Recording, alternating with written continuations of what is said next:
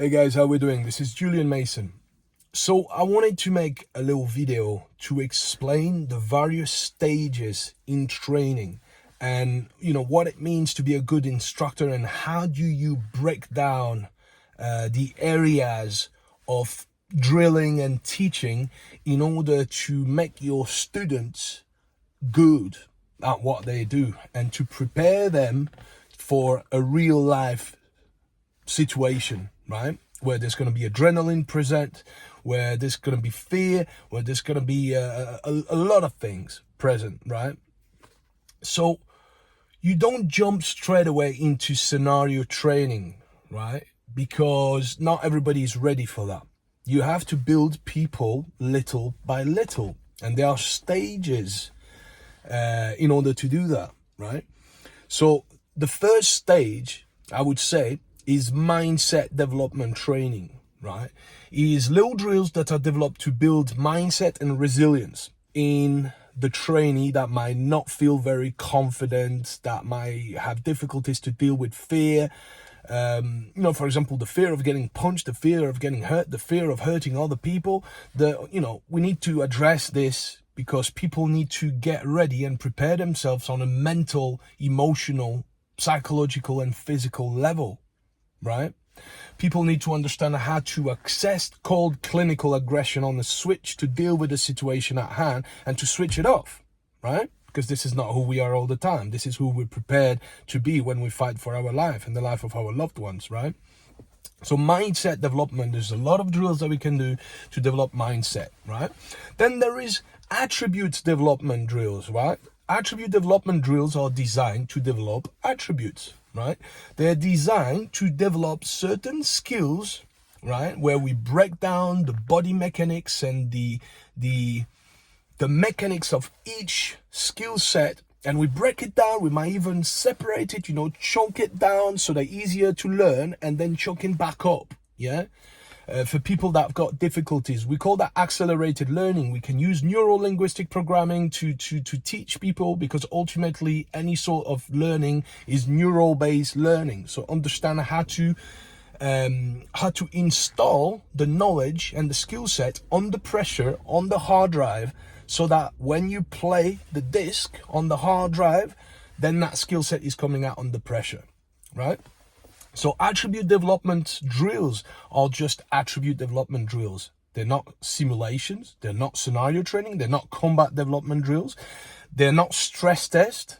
They're just attribute development drills. And I do a lot of that, and I focus a lot on that because I want students to grow progressively, right?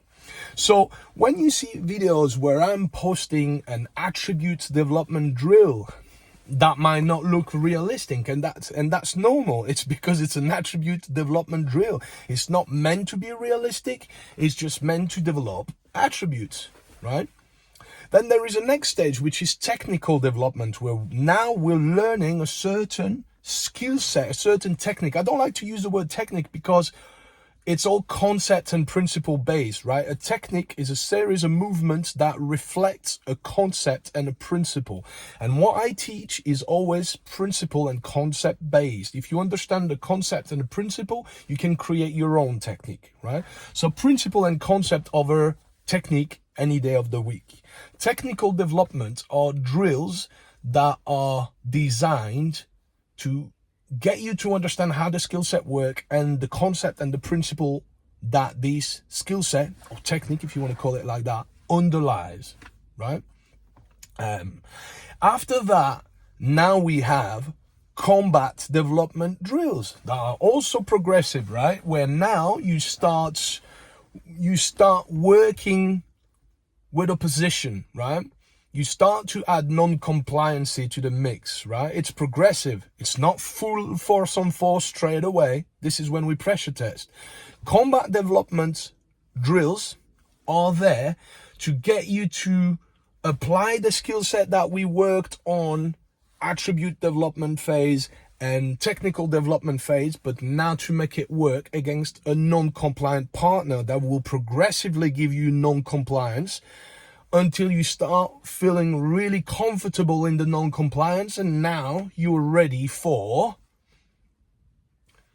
simulation training, yes, in form of scenario training, okay? So simulation-based scenario training drills, where now we add the situation, right? Now we add the role play, the dialogue, the deception, the swearing, we have role players, and we might brief anyone individually and not brief the trainee, so that the trainee doesn't know what's happening, right? So that it adds to the adrenaline, right?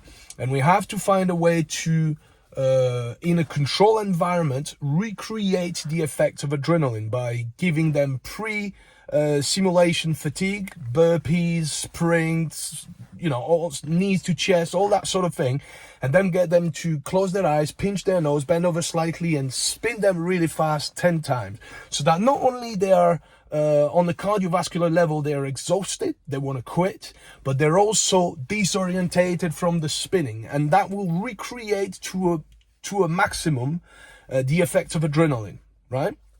So combat development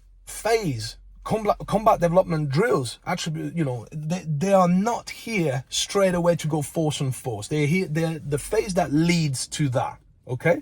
And what I just spoke about now is simulation-based scenario training, right? But now we add the situation, and we make it pretty much as realistically as we can, right? But it's still in a controlled space.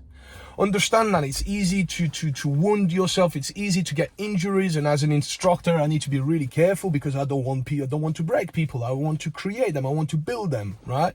I don't want to destroy them. I want to build them stronger, right? So all this is very important, right? All these elements are very important, right? And once we get this, now we have what we call stress testing drills, right? Now this is where we go full on. This is where we go force on force, right? With scenarios, with role play, with dialogue, with everything, with weapons, with kitted assailants, generally wearing some full body armor, right? Things like high gear suits, like Tony Blauer suits, that are quite good. You can't really go full on, but you can get really close to it, right? Other than that, we modify groin guards by putting more padding around it. We modify headgear as well, so that we can really go for it.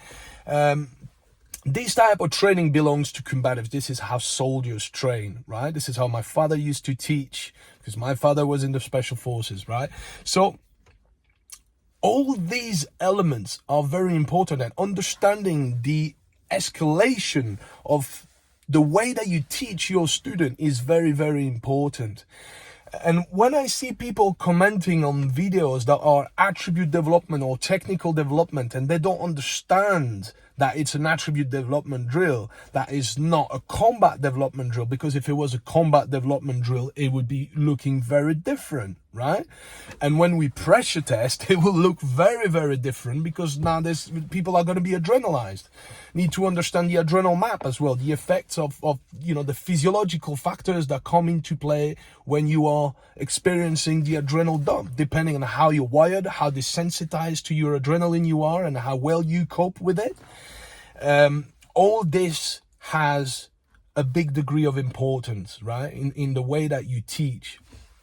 So that's what it takes to be a good instructor, is to understand all these phases, right, and how you go from one phase to the next in order to build your students.